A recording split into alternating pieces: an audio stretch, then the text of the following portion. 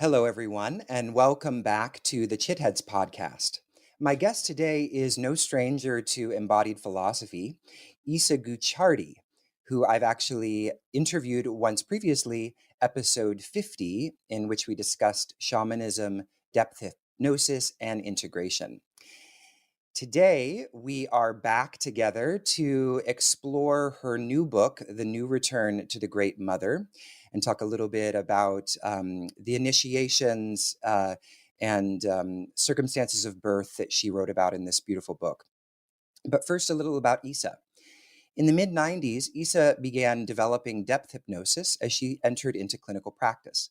Her studies, both in academia and in the field of cultural and linguistic anthropology, comparative religion, and transpersonal psychology, formed the basis of her approach with clients and students. As the body of work that grew out of her clinical practice became larger, she began teaching others so that more people could benefit from the techniques she had developed.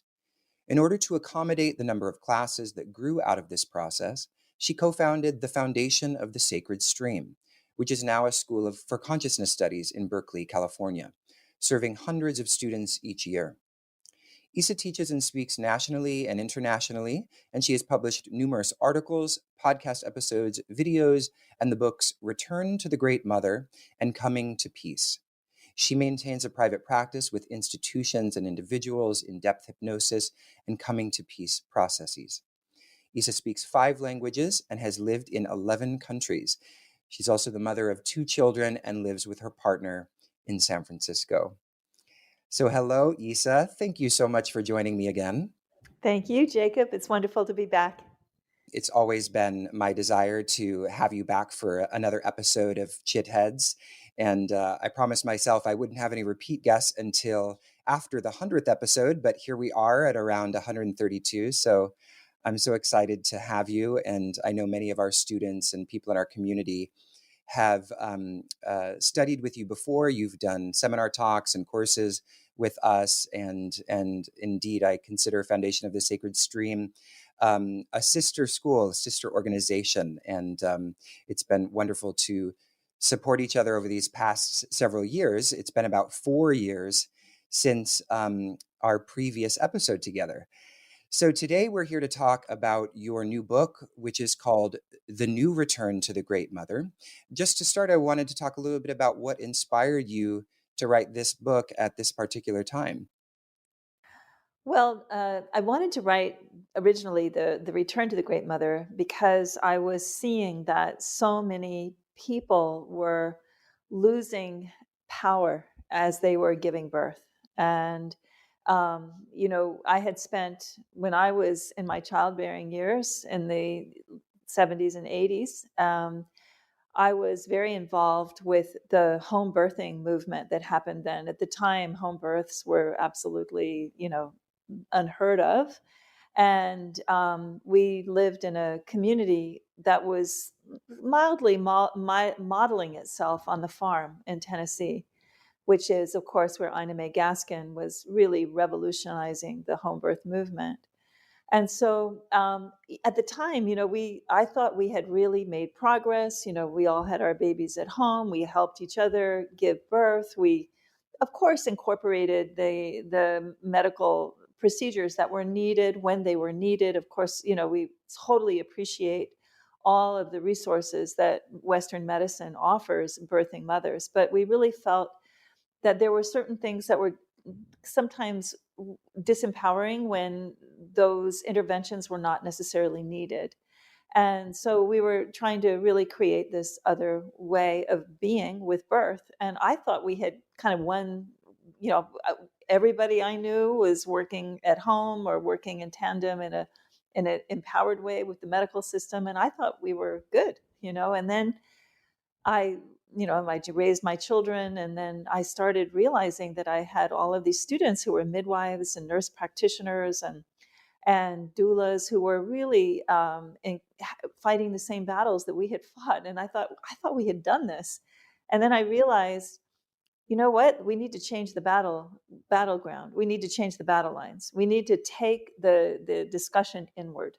We need to create a way to empower mothers that is that is sustainable in any situation, whether they're having an emergency C-section, whether they're having a home birth with a bath, whatever the situation, the connection to the Great Mother can help them stay empowered no matter what's happening. And so I wrote that first book, The Return to the Great Mother, as sort of a clarion call. Remember, you have this connection with the great creative power of the earth through the fact of your biology. Remember it, personify it, engage with it, allow it to support you. And that was the first book. And I started teaching a couple of classes at the Foundation of the Sacred Stream. One was Tracking Spirit in the Birth Environment, which is about understanding how to maintain the environment of birth in a way that empowers the child and the mother in their birthing process. It's helping everyone connect with the power of the Great Mother and maintaining the creative portal that opens during the time of birth. And that class actually has been evolving, it's still evolving, into an understanding about the nature of the creative portal in the artistic process, because there's so much to learn about both, from each environment for the other. And then, I also teach a class called The Initiations of the Sacred Feminine. And I love that material because I feel that it brings the idea that your body is your teacher, actually. And I felt that it was important to write the new Return to the Great Mother, to include that information and to put the context of the initiation of birth into the other larger context of the spiritual initiations that a woman's body brings her through each moment of her life: her birth, her puberty, her menses, her sexual encounter with the other, giving birth, menopause, and death. So I really wanted to put this into this larger path so that women really understood just how amazing the creative power within them is, and how amazing it is that they are connected to the larger universal creative power through their biology, and that is a spiritual process of evolution that presents itself to them. Mm. Yeah, and while you preface the book, and of course the book is primarily directed towards people who identify as women with wombs who engage in the birthing process, there's actually a lot of material that's really relevant to everyone, and I myself was quite moved, and this is sort of where I want to go now, which is this discussion of initiations, and how the initiation of birth is situated within this kind of larger sequence of initiations. So can you talk a little bit about what an initiation is first, from your perspective? Many people hear this word and think, hazing in a fraternity or something. Exactly. So what's a more general meaning of initiation, and why is, considering it so important? I thank you for saying that. I know it's a big issue. I know everyone thinks that about the hazing at the fraternities, right? Hmm.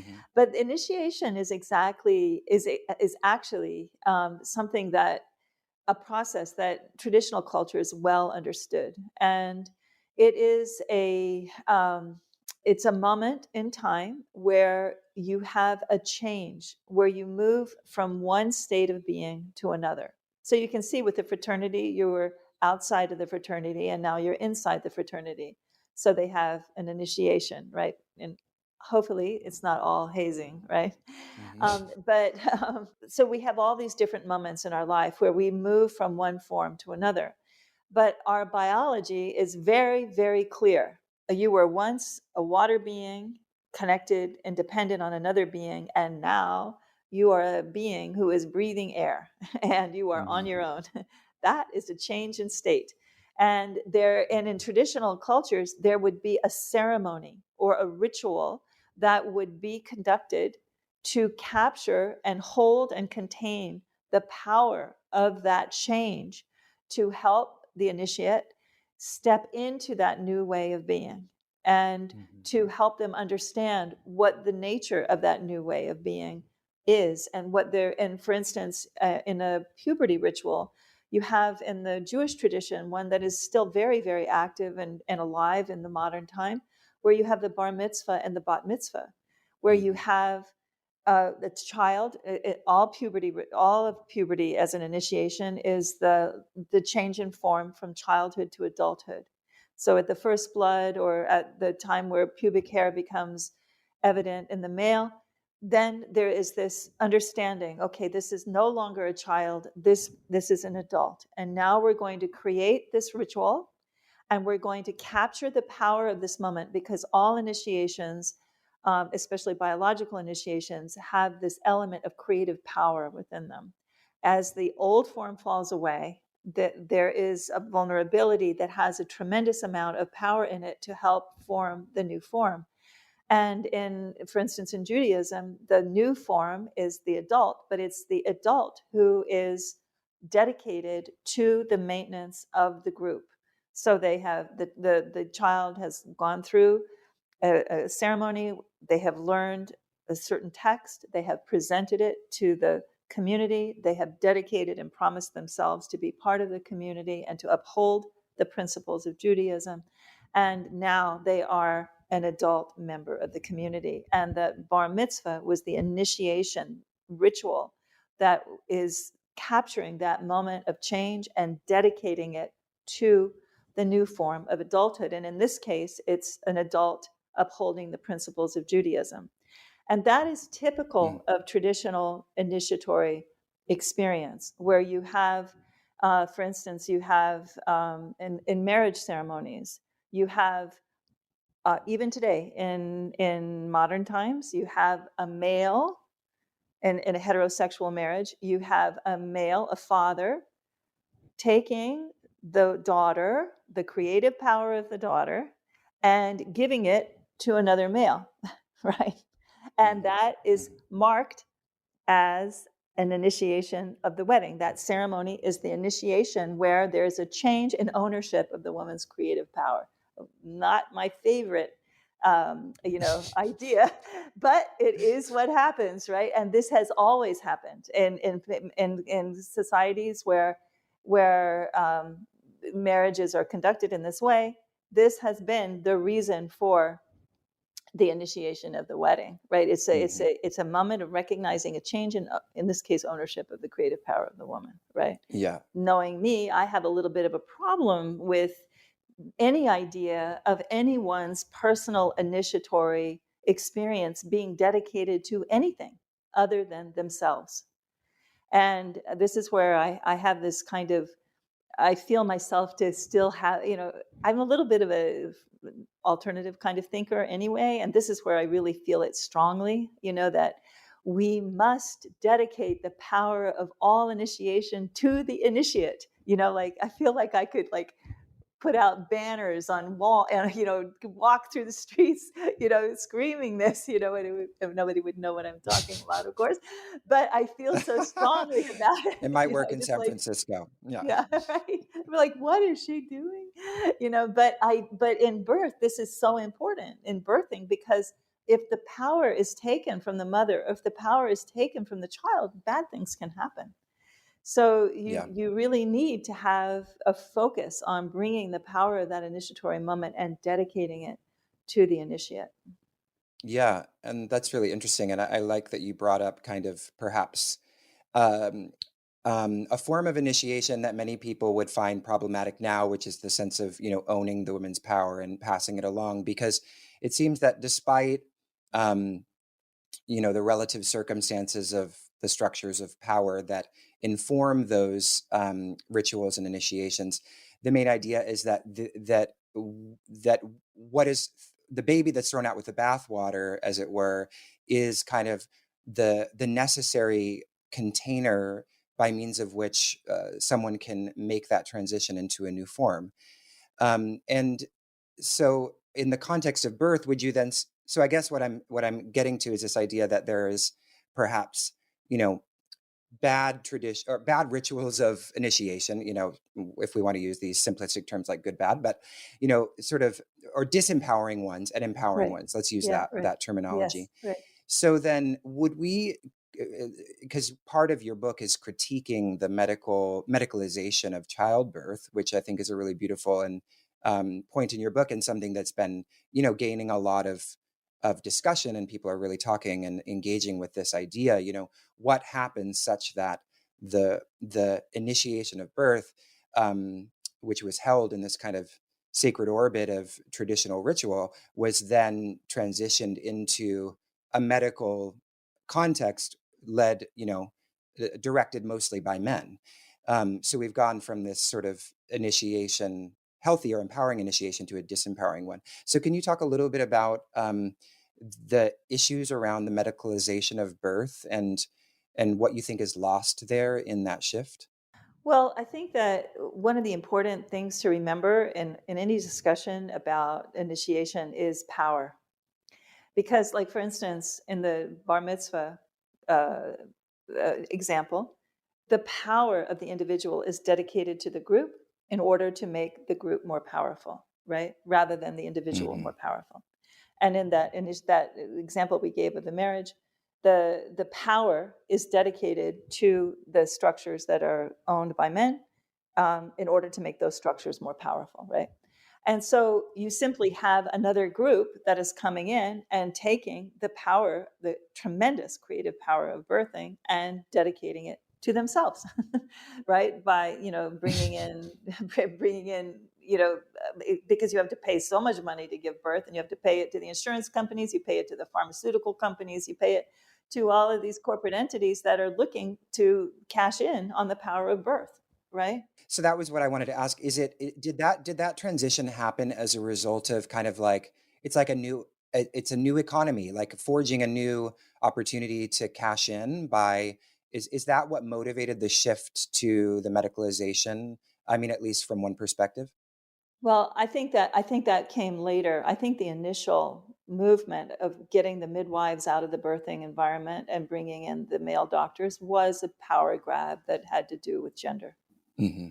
So, and then it became more articulated, with as our medical system became more and more dysfunctional, and the sort of the opportunists in the medical system had more and more access to the birthing environment.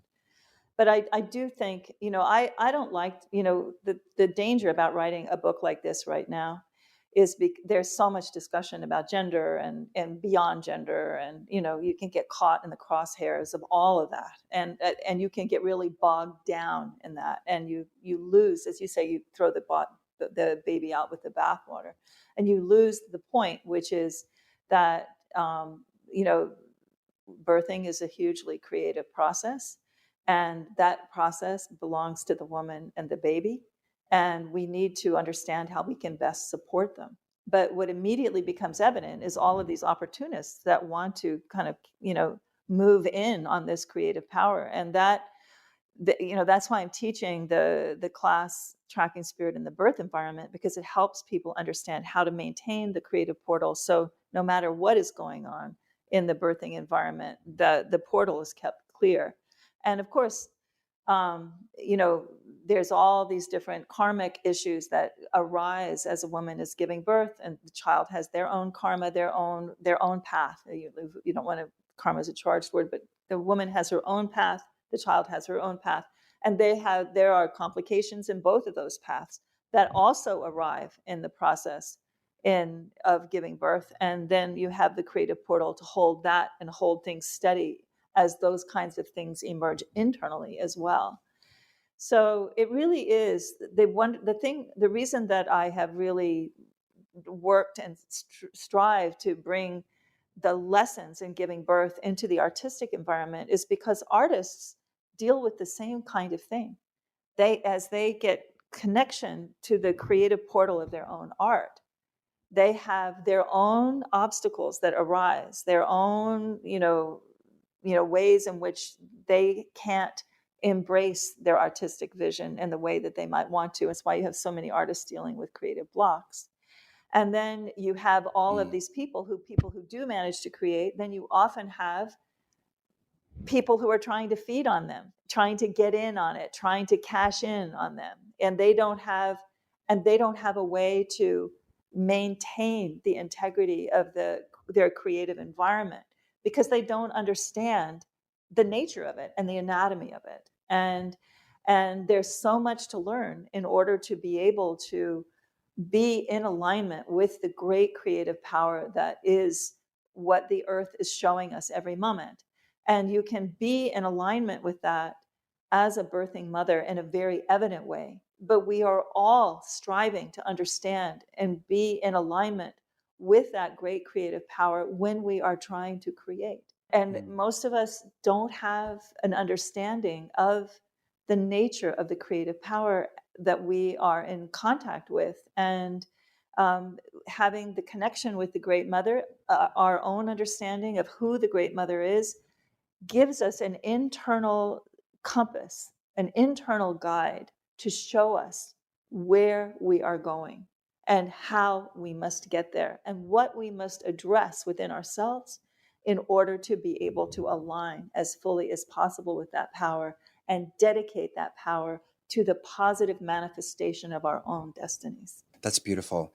One of the things I really appreciate in the book, and you do this throughout your work, which is kind of to express this this notion of the creative power, or what you refer to in the book as the Great Mother, and elsewhere as the Great Mother, in a quite non-sectarian way. And there's, of course, there are many people who are quite comfortable with iconographic symbolism and the notion of deity and all of this, and there are others that cringe or shy away from such expressions. As I was preparing for this interview, I recalled a workshop that you did with Robert Thurman in at the SAND conference, and someone was asking you a question essentially about the beings that you encounter in journeying. And the question that comes up, of course, is sort of like, is this my imagination or is it real? And you had this really beautiful answer, and I wish I could recapitulate it, but perhaps you can for us now. Maybe that's the point of the question.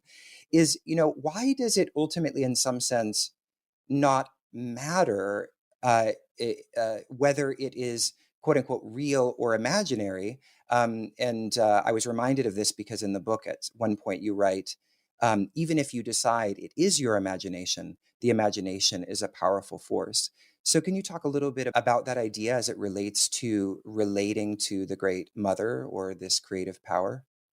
Sure. So right there, as you say, the imagination is a creative force. And I'd just like to talk a little bit about that. First of all, I'd like to say that we don't have to imagine anything to see the beauty and the Yeah, creativity of nature all around us, right? for There's sure. no, Yeah. you don't have to imagine a thing. You just have to watch Just watch the flower grow. Yeah. right, watch the bee pollinate, right? Watch a river cutting through the canyon, right, of rock, Yeah. right? Yeah. Nothing to imagine there. But in shamanic Yeah. practice, was you were talking about journeying, this is shamanic practice. One of the things that you do with the shamanic journey is that you connect with the unseen powers behind the forms of nature. And this is the essence of shamanic practice. And of course, connecting with the Great Mother is connecting with the forms behind this creative expression that is birthing, that is the earth, and understanding that power in your own terms. So it is going to be individual to you, and you may have to move to your imagination to understand what might that look like for me? What might that feel like to me? And there we have to understand the power of imagination as being something that can bring us toward the encounter with something important and powerful, rather than the way that we often use it in the West, which is to get us away from what is happening. We imagine ourselves going somewhere else because what's happening here is just not good, right? But how about if we use the power of our imagination to move toward this larger encounter with the transcendent? In this case, the expression of the transcendent is the creative power that is expressed and articulated in birth, in nature, in the creative process. How would we get closer to that?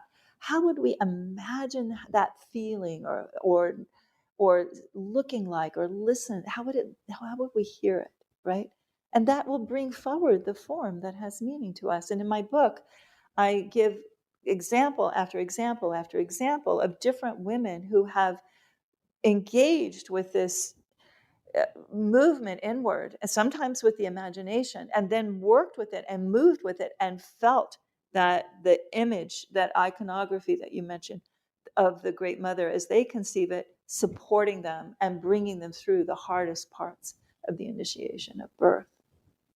So let's discuss the seven initiations that you mention in the book, for women in the book.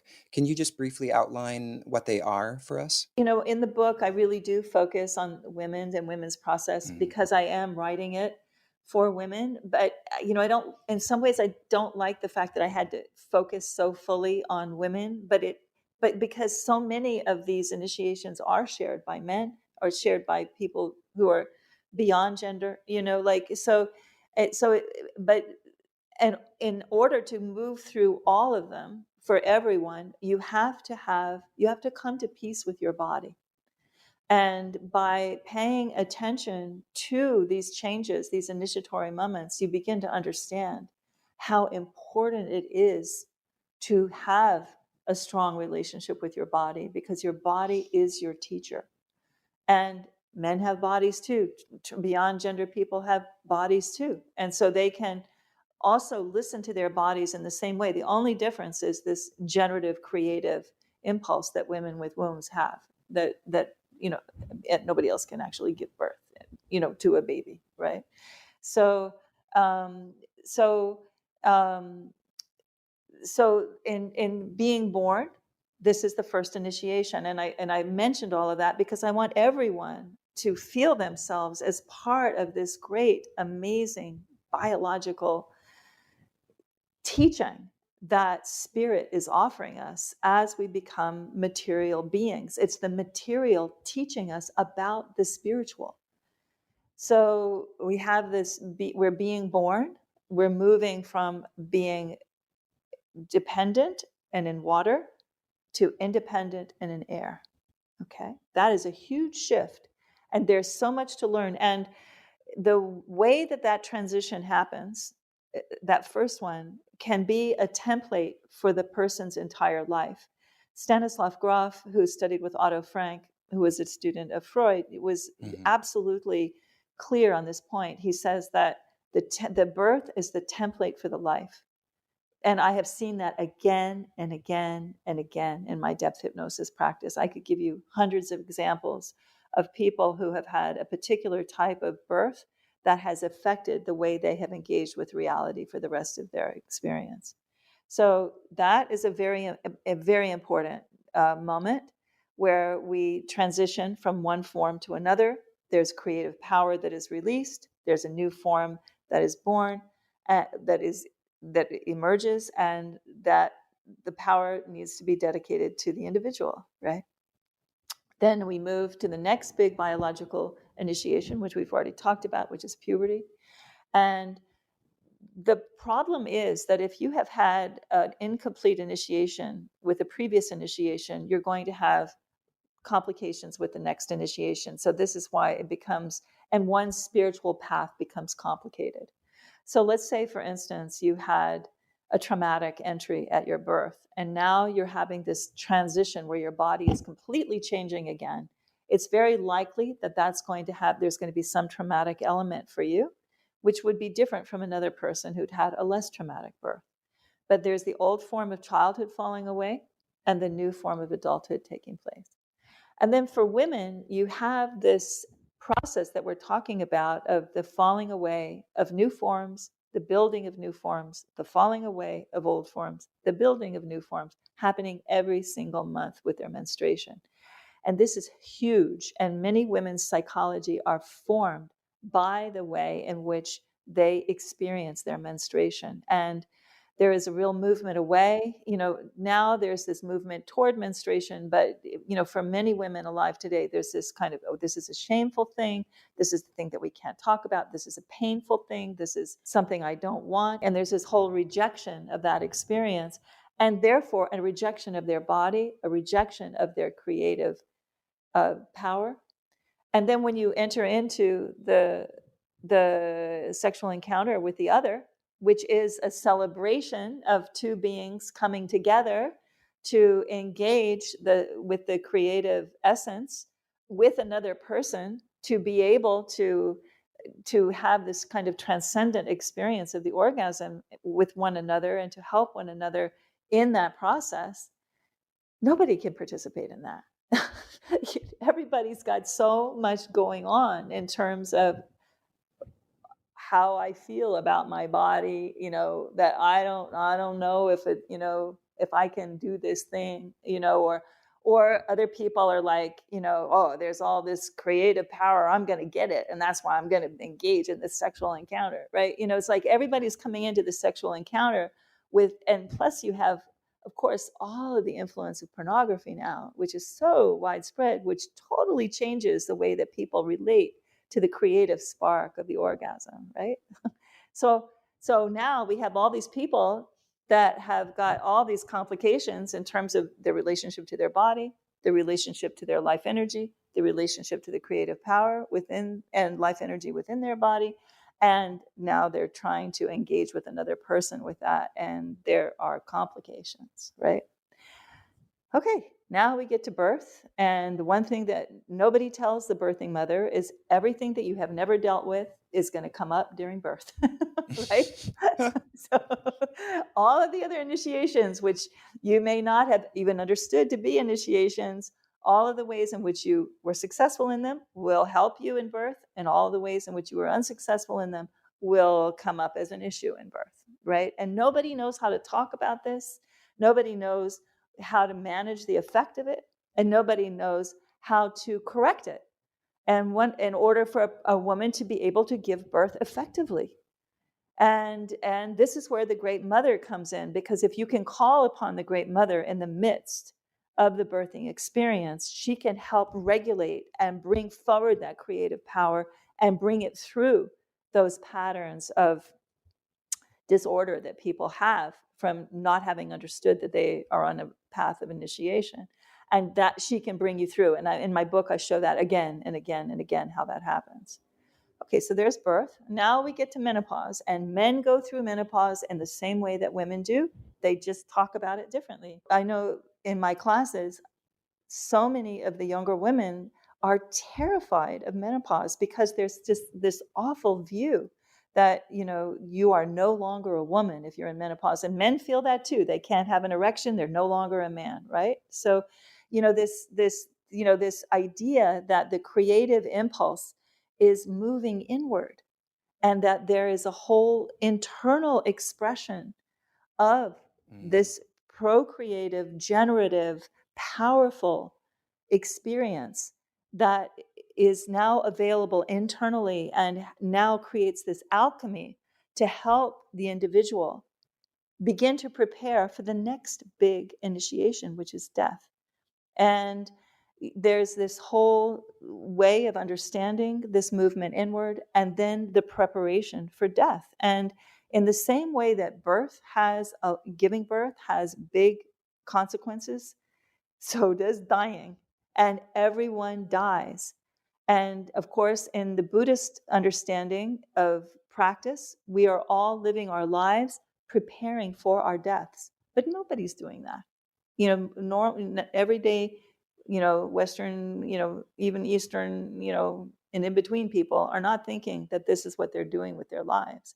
But if you have lived each initiation to its fullest and completed all of the tasks that were set before you in each one, you are in a very good position to die well, to be able, if you've accepted this movement inward at menopause, if you have accepted this movement inward as you age, and you dedicate that power to the death, you have an ability to die in an empowered space that you would never have if you didn't understand all of the previous initiations and how they were preparing you, as you let go of that last form and move into a new form. And I think that the implications for understanding this these concepts are huge, and I think they are absolutely they can be life changing. And one of the things that immediately comes up for people when I talk about this is, but, like, I had this awful birth. And then when my mother screamed that I had the curse when I had my period. And then, I was raped at my first, experience of sexuality. And I hate my period and I want it to go away. And, you know, uh, you know, I can't wait for menopause because then then I never have to deal with any of this again. Like, if you have that, that's one view. And that's a common view that a lot of people have. Not exactly that, but a lot of women are somewhere along that spectrum. And that they're like, how am I going to prepare for death with all of this going on? The initiations of the sacred feminine class, we spend a lot of time repatterning the initiations that were incomplete or failed, shifting our relationship to those issues that were problematic, realigning ourselves with the power of the Great Mother so that she can help us viscerally shift our relationship to those experiences and heal from them so that we can become more whole as we move through the further initiations that we have before us. Yeah, that was beautiful, and I'm glad you brought up uh, this idea or this example of one of your students or clients talking about how her mother sort of spoke ill of her birth, and it was something that I had never really thought about, but it kind of bears true, and I have memories even within my own family of similar things, where I think we've at least most thoughtful people have come to a place where we consider that the period between birth and infancy does have some impact, even though most people think, why, how can it, because I don't remember it, right? So these unconscious forces, I mean, that was Freud's whole insight. But then this other layer of the ongoing narrative that is recapitulated over and over about the story of someone's birth and hearing it throughout one's life, and it just struck me as a really important insight that the way that we narrate as parents, um, the experience of our children's birth has a huge impact on our children, and that was just a really powerful thing, and that you brought up in the book that I really was glad you did. Yeah, I mean, I can't tell you how many people are crippled by the fact that they know that their parents wanted another gender, Hmm. and they tell them that. Yeah, It's incredible. yeah. And then the puberty initiation, which it's with the exception of the um, with Judaism that you were talking about, bar mitzvah and bat mitzvahs, and of course other indigenous cultures or cultures around the world, other than um, uh, the prevailing one here in the United States, there's no real recognition or a kind of silencing or a shaming of the transition into puberty.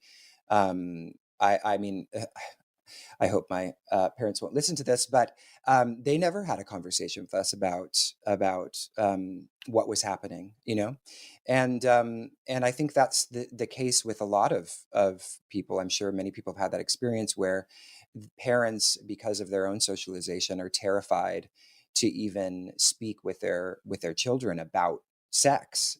So there's even the conversations, that part of the ritual and the initiation is missing or is lacking.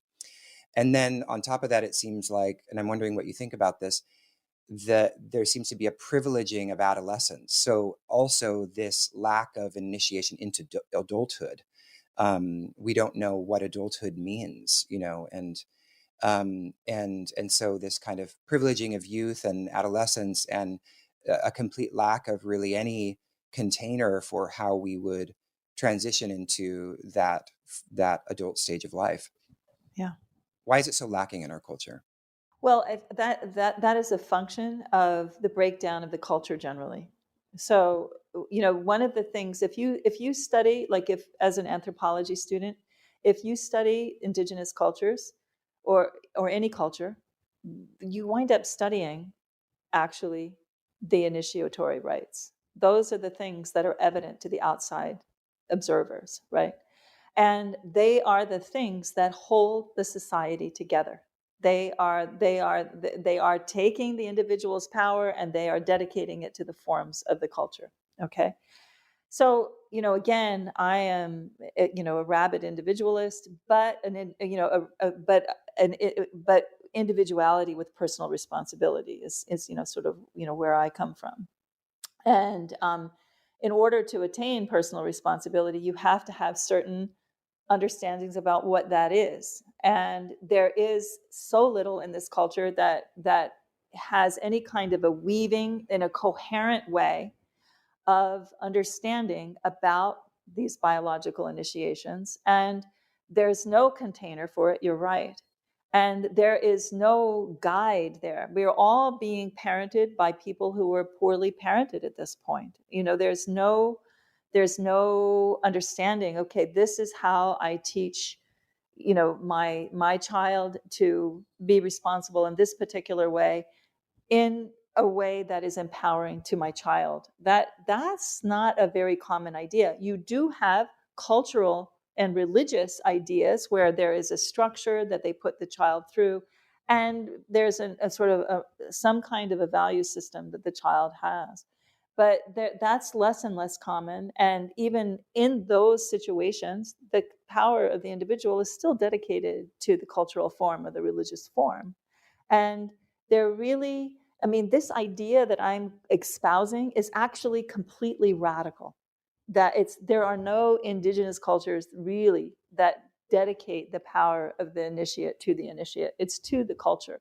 We don't have any kind of form to dedicate that power to anything. And so we have this chaos that we're dealing with. And we have all of these forces of chaos, of negativity, and this inability to really become an ethical individual because we don't have any examples. And the person who wrote the foreword to my book, Darshan Narvez, she says that she feels that the breakdown in ethics in the cultural environment today is a function of not having a proper nest for our children, and that we don't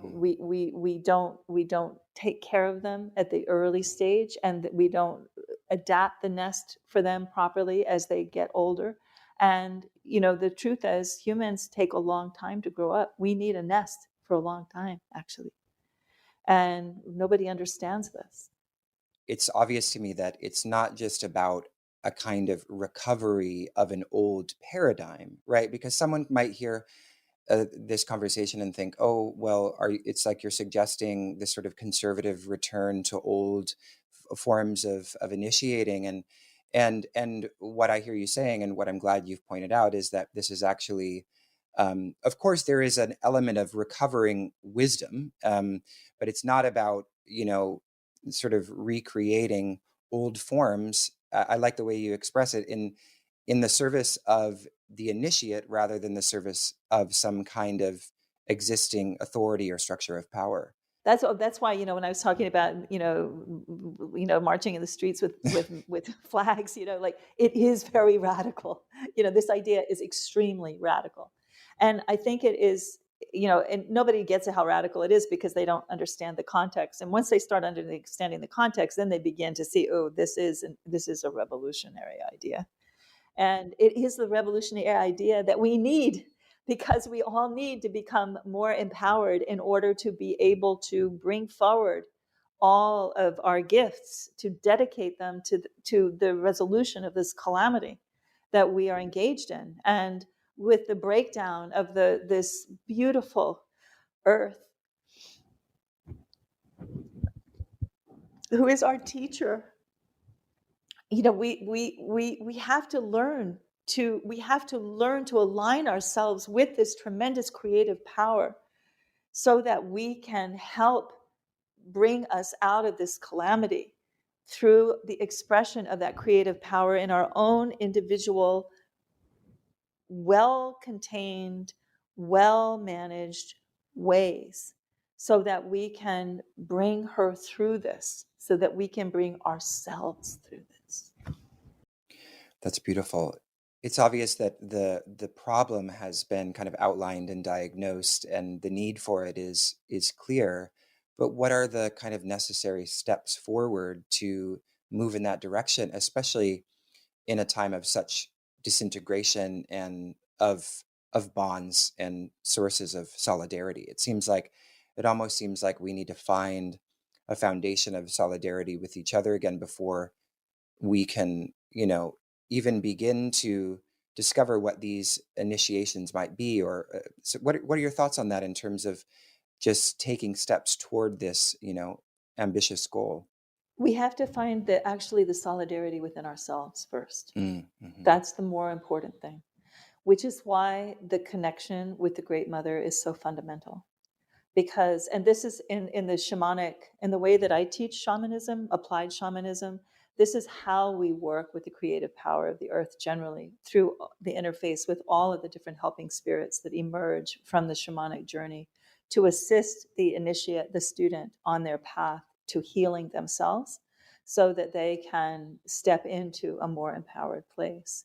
And so I think that the next step is that everyone needs to understand that it is that their suffering isn't something that has to be in an ongoing way, that they can, from the Buddhist perspective, take refuge in the great creative power of the earth, that she can teach you. And we do through the shamanic journey, we we engage in a very comprehensive way with all of the different wisdoms that the earth has to offer without taking from any culture.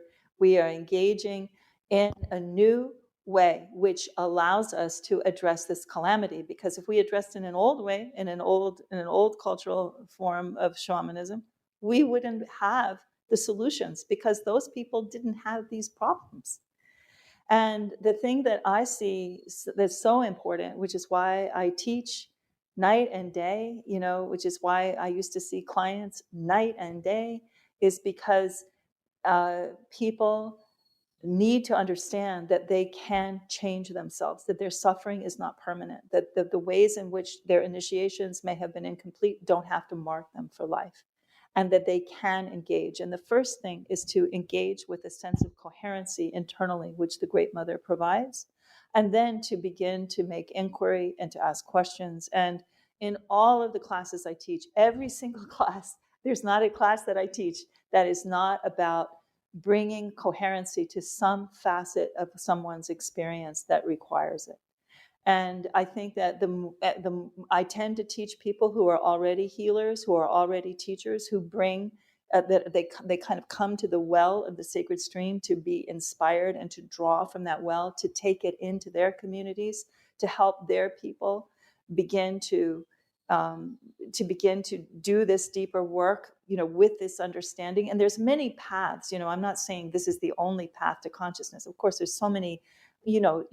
Jacob, I mean, the most wonderful thing about embodied philosophy that I have so much appreciation for is that you are bringing forward all of these other different wisdom paths that yoga itself can provide such an incredible path of learning, again, through the body. And there are, all of the different teachers that you bring, all of the different possibilities. Their consciousness abounds, and we just need to be able to find different paths that are perfect for each person, that are suitable for each person, and let them know this path is here, and your task is to follow it.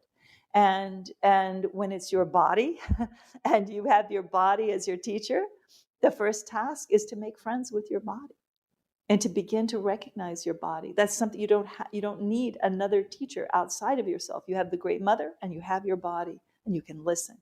Of course, there's lots of stuff that comes up when, a lot of issues that come up as you begin that listening process, and you can go to a lot of different types of healing modalities to help you there. And of course, we have our education at the Sacred Stream, but you have your beautiful education, all those beautiful classes you teach in yoga philosophy, and there are many other paths as well. Mm. Well, the offering that you give in the book, or the technique or tool, is the I believe it's called the Meditation on the Great Mother. That's right. Um, and I actually really appreciated, as I was closing the book, that you focus on one technique or practice. I feel like I have read so many books. It's become quite popular to just jam pack chapters with practices. And it's just, I really highly doubt, this is the cynical part of me, that anyone is doing those, because it's just such an overwhelming wash of information, and it's just disorienting. And so I really appreciated that about your book, that it really is one tool that you then, circulate around with all of the wonderful teachings and stories and case studies in the book that kind of then finally arrive in this beautiful appendix um, of a sort of how-to guide on the Great Mother. So I would ask you to do the practice, but I've actually found that most people listen to the podcast on the go.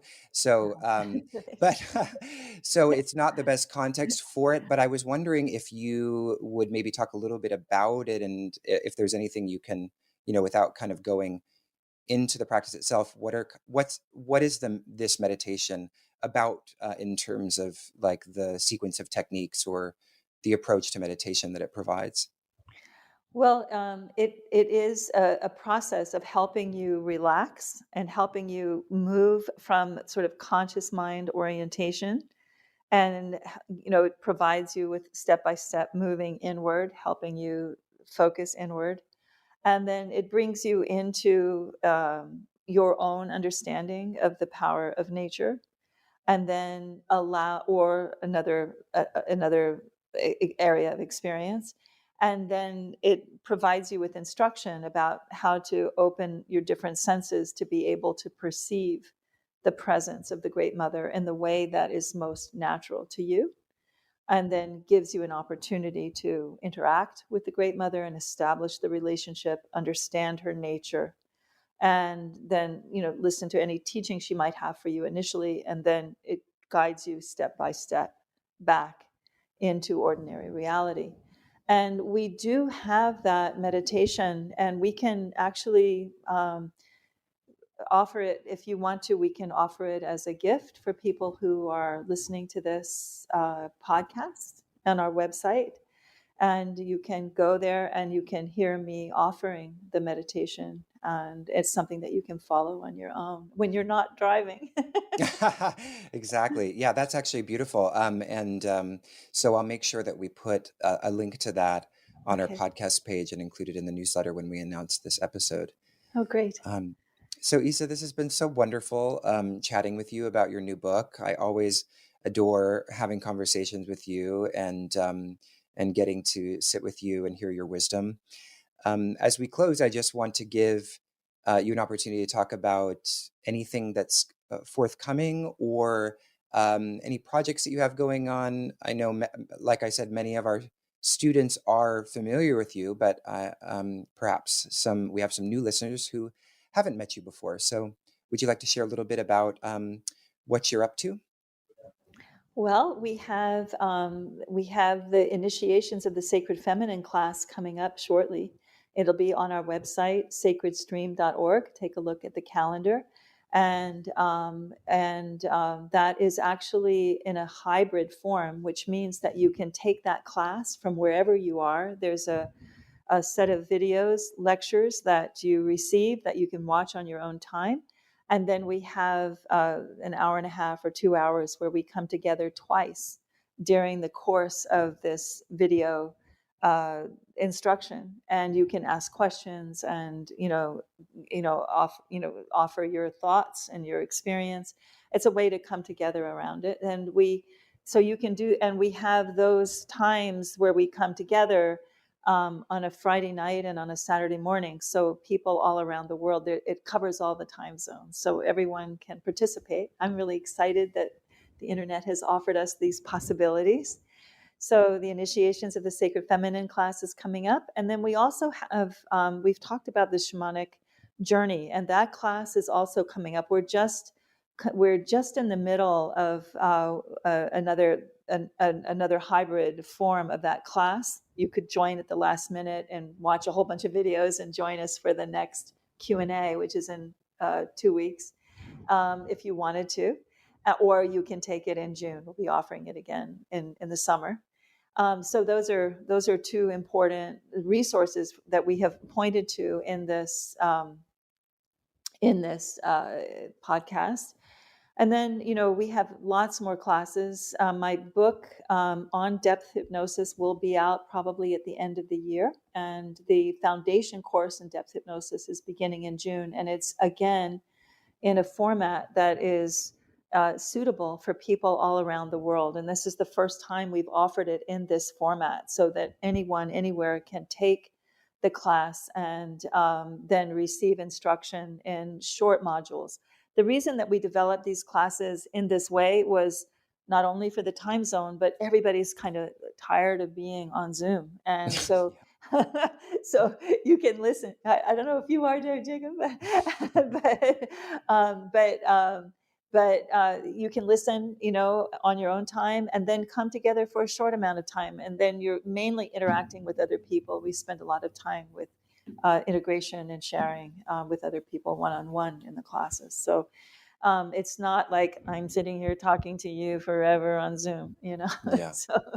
um, so these are some of the things that are coming up. But we have so much going on our website, and we have more podcasts. We have about the sacred feminine. We have articles about the sacred feminine.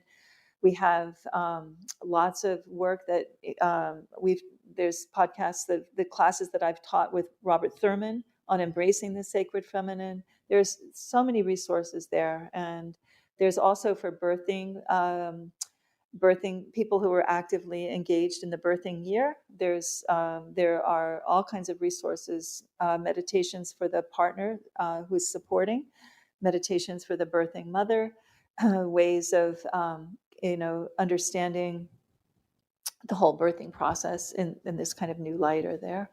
So we have a lot going on. And I hear you have a new Yeah, website coming up, beautiful. Jacob. There is a new website coming up. Yes, thank you for offering that opportunity. We actually have not publicly announced it at all yet. No, it's great. Actually, this will be a nice teaser. Actually, by the time this comes out, it will probably have launched because it's launching.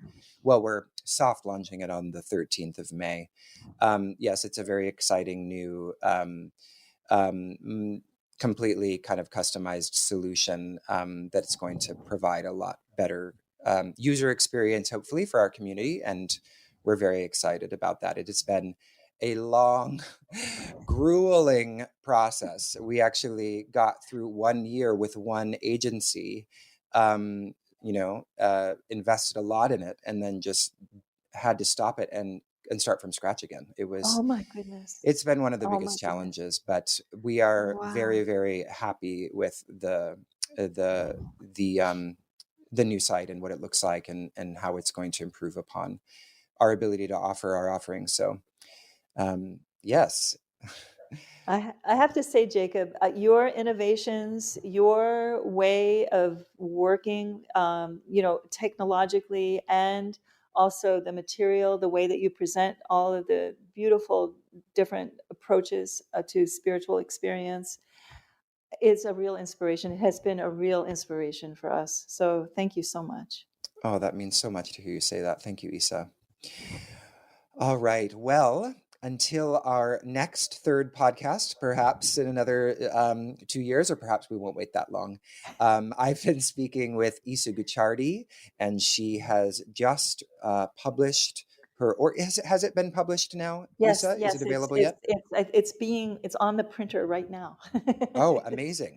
So It's by the being time it rolled. comes out, it will be available. All Yes, right. The New Return to the Great Mother. And again, Isa's organization is Foundation of the Sacred Stream. And you can find that at sacredstream.org, correct? It's still .org. yes, Am I right? correct. Yes, All right. yes. Excellent. Thank you, Isa. It's been such a pleasure chatting. Thank you, thank you, thank you, Jacob.